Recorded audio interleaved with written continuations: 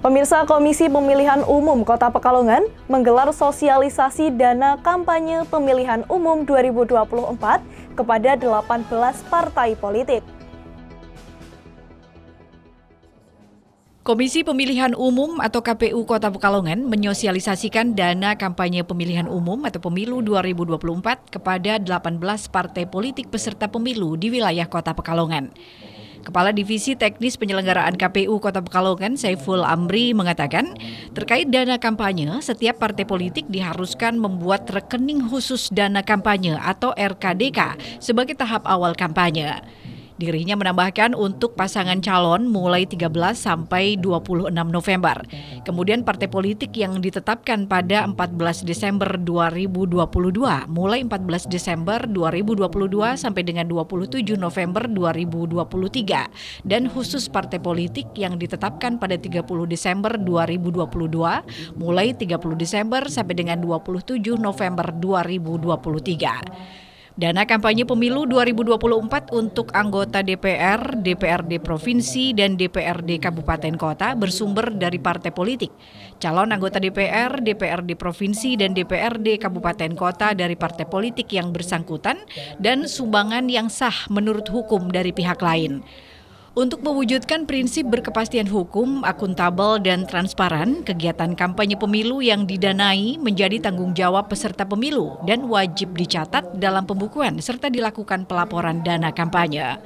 Saiful Amri menambahkan ketentuan dana kampanye merujuk peraturan KPU atau PKPU nomor 18 tahun 2023. Nantinya setelah dana kampanye, KPU akan menetapkan model penerapan kampanye, yakni dengan menyertakan andil atau berkolaborasi dari banyak pihak.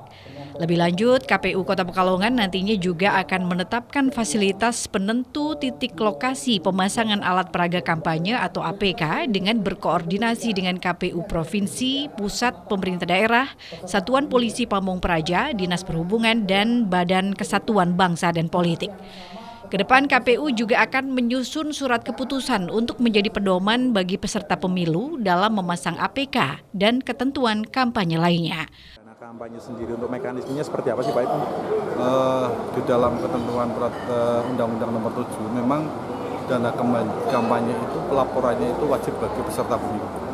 Jadi kewajiban peserta pemilu melaporkan perjalanannya selama masa kampanye. Karena di dalam kampanye yang akan berlangsung yang untuk pemilu 2024 ini akan berlangsung tanggal 28 November sampai 10 Januari, 10 Februari. Jadi itu ada kegiatan-kegiatan yang namanya metode-metode kampanye, yaitu pertemuan terbatas, pertemuan tatap muka, kemudian kampanye rapat umum, kemudian iklan media sosial dan lain sebagainya. Itu kan kadang ada pembiayaan dan itu harus terukur di dalam pelaporan dana kampanye. Nah, baik itu berupa sumbangan maupun memang itu anggaran masing-masing internal. Jadi ada batasan-batasan sumbangannya yang diatur dalam ketentuan memang bisa dalam bentuk sumbangan.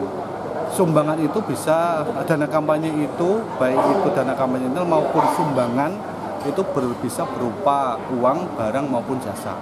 Dan itu nanti akan dihitung di dalam SIKDK. Nah, terkait dengan SIKDK itu juga terintegrasi kepada beberapa lembaga yang nanti kita kasih link ya, termasuk Bawaslu, kemudian PPATK, kemudian partai politik, kemudian IAI dan KAP yang nanti akan. Chef Robani, Batik TV melaporkan.